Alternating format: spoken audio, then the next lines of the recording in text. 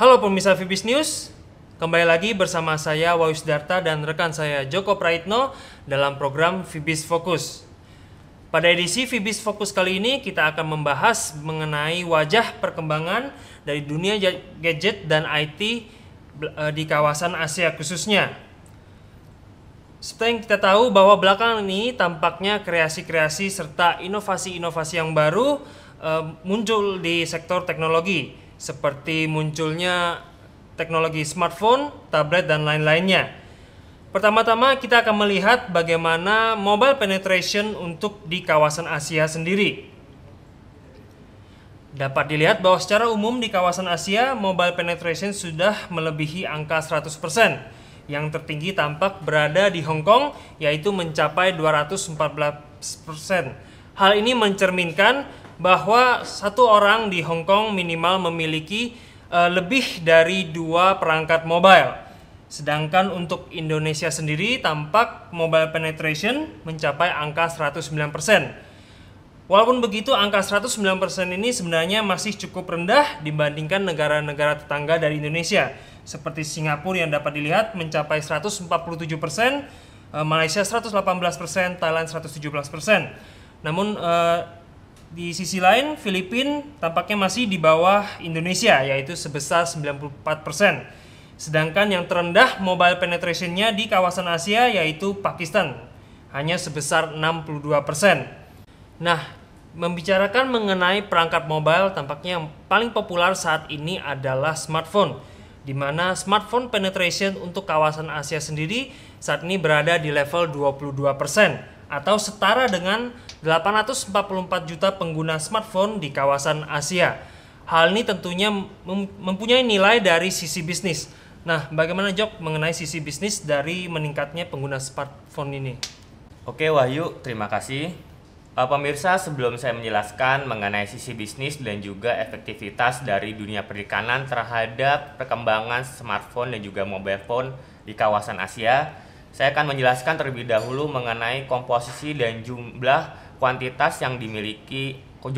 kuantitas smartphone dan juga mobile phone yang dimiliki oleh konsumen yang ada di kawasan Asia Tenggara.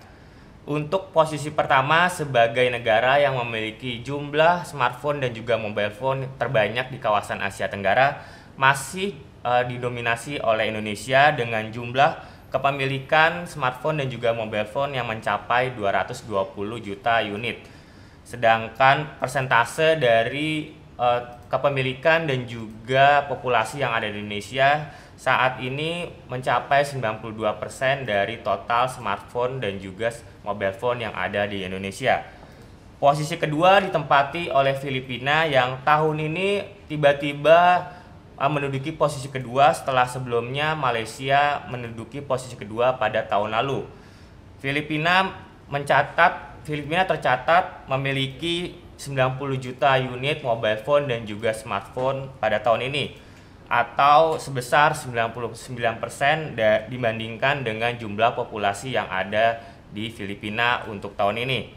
Sedangkan Malaysia pada tahun ini merosot ke level nomor 3, di mana Malaysia hanya memiliki jumlah ataupun kuantitas mobile phone dan juga smartphone sebesar 35,7 juta unit saja. Sedangkan Vietnam juga cukup mengejutkan, di mana negara tersebut pada tahun ini tercatat sebesar memiliki jumlah kuantitas smartphone dan juga mobile phone sebanyak 180 juta unit. Bahkan kuantitas tersebut hampir sebesar 2 kali lipat dari populasi yang ada di Vietnam pada saat ini. Kesimpulan dari data-data tersebut memperlihatkan bahwa perkembangan kepemilikan smartphone dan juga mobile phone di kawasan Asia Tenggara mencapai pertumbuhan yang sangat signifikan. Negara-negara yang sebelumnya tidak diprediksi memiliki jumlah smartphone dan juga mobile phone pada tahun ini tiba-tiba saja cukup melonjak memiliki 2 gadget tersebut. Filipina, Vietnam, dan Laos membuktikan bahwa negara-negara tersebut masih cukup memiliki peluang terhadap kepemilikan 2 gadget tersebut dalam waktu mendatang. Sedangkan Indonesia masih menduduki posisi pertama sebagai pangsa pasar yang sangat menggiurkan bagi industri smartphone dan juga mobile phone. Sementara untuk efektivitas penayangan iklan terhadap industri smartphone dan juga mobile phone di Indonesia pada tahun ini mencapai kenaikan sebesar 99% atau sebesar 27 miliar penayangan iklan yang ditampilkan oleh banyak media pada tahun ini. Sedangkan produk-produk smartphone yang ditampilkan di iklan tersebut mengalami kenaikan sebesar 123%. Sedangkan pada tahun lalu hanya mencapai kenaikan sebesar 22% saja. Produk-produk Nokia masih merajai tayangan iklan di industri smartphone dan juga mobile phone. Pada tahun ini 56% Nokia menguasai market share atau jumlah penayangan iklan di industri smartphone dan juga mobile phone. Diikuti oleh peringkat kedua yang datang dari Samsung sebesar 12% dan juga Sony Ericsson sebesar 11% saja. Sedangkan produk-produk dari RIM BlackBerry dan juga Apple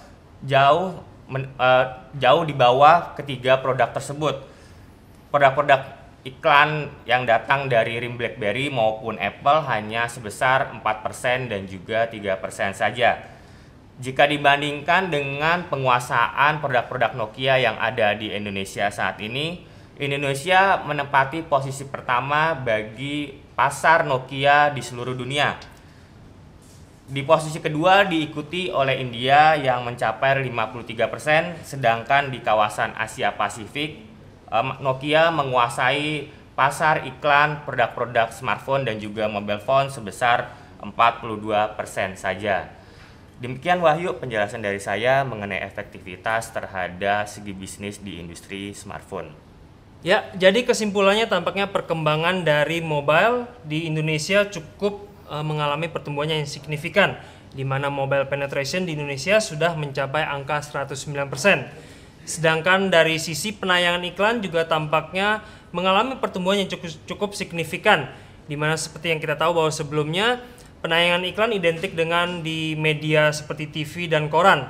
Namun saat ini tampaknya penayangan iklan sudah mulai bergeser ke dunia mobile. Nah, jika membicarakan mengenai dunia mobile, tentu kita tidak dapat lari dari dunia internet. Pada edisi Fibis Fokus berikutnya, kita akan membicarakan mengenai dunia internet serta sosial media, sehingga pemirsa Fibis News jangan sampai melewatkannya. Baiklah, demikianlah edisi Fibis Fokus kali ini. Semoga dapat bermanfaat bagi Anda semua. Sampai jumpa pada kesempatan berikutnya dan salam Fibis.